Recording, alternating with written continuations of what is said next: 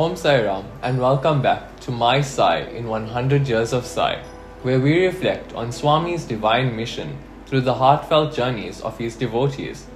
Today, I am honored to be joined by someone whose life has been a living example of selfless service, Br Rishi, a long-standing member of the Sri Sathya Sai Center of Hillside and a devoted Seva convener. Br Rishi joined the Sai organization 35 years ago and went on to serve as a Seva convener for over a decade. His work has spanned every aspect of Seva, from grocery distribution to building and renovating schools in rural areas, to coordinating flood relief efforts, Grama Seva, hospital visits, and even building the ashram itself. His hands have served, his heart has cared, and his life has stood as a humble offering at Swami's feet. Br Rishi, it's such a joy to have you here with us today. Welcome. Aum Sri Ram. Thank you. So, Uncle Rishi, let's start at the beginning of your journey. How did you come to Swami and what got you into his fold all those years ago? Okay, in the days back, I was kind of very notorious and I wanted to join an organization where I could actually transform into the spiritual path. So I've decided to join the Sai organization, being that most of my family members were Swami devotees and used to attend satsang. That's how I joined the Hillside Sai Center 35 years ago. Okay. So, you've been deeply involved in Seva for decades. Yes. Why is Seva so important to you personally? What drives that passion to serve? Seva is a manifestation of your willingness to work without expecting anything in reward, for work is dedicated as worship. The attitude of robs egoism or stink and instills in the mind the divinity inherent in all creation. Okay. So, I'm sure over the years there have been many memorable moments. Could you share maybe one touching Seva story that really stayed with you? Something that moved you deeply? Okay.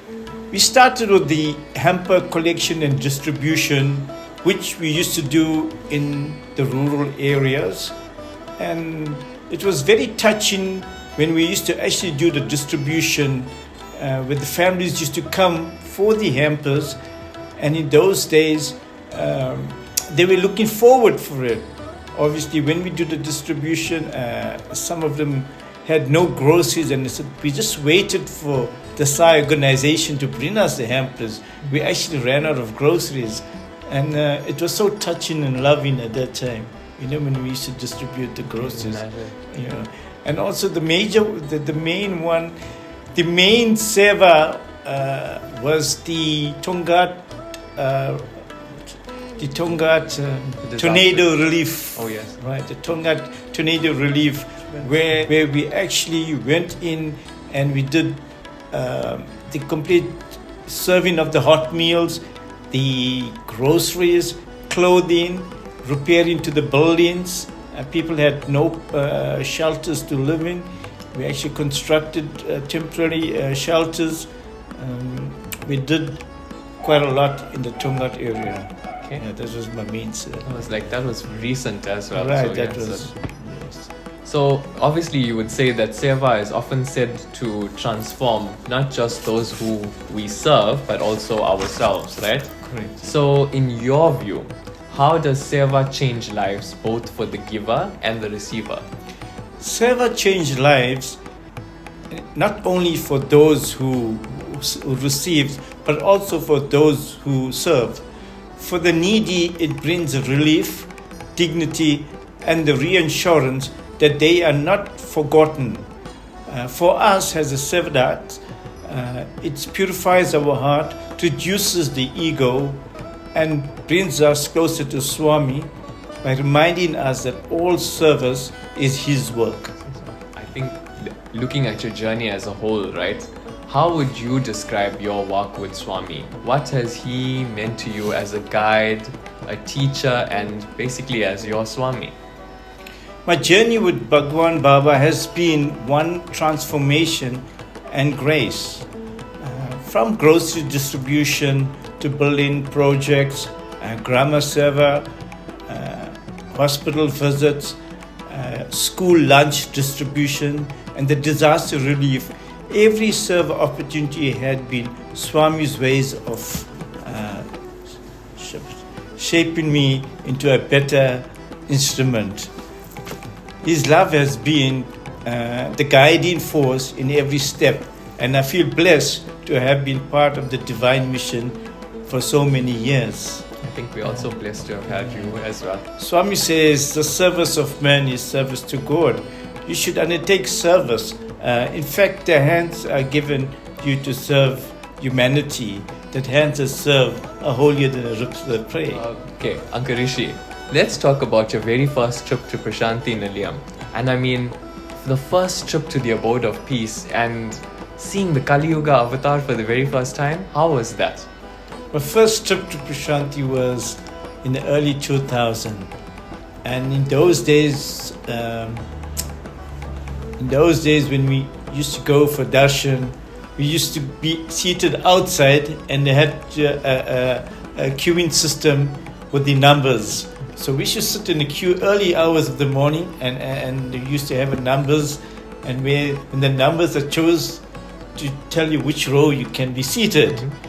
Okay, if you're lucky, we get the first row, second row, depends. And when we seated in the front, I mean, it was quite exciting. We would look forward for the morning darshan. And sometimes we could be sitting and waiting. Sometimes Swami doesn't turn out. But most of the time he does. And when we first saw Swami, the very first trip that we was there, it actually gives you goosebumps when he's actually wheeled into the mandir. And it shivers just run down your spine.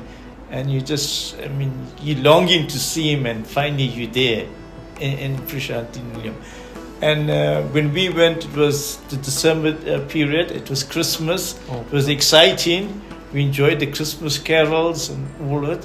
It was phenomenal. We really enjoyed being in Prashanthi during the Christmas festival. It must have been amazing. It, yeah.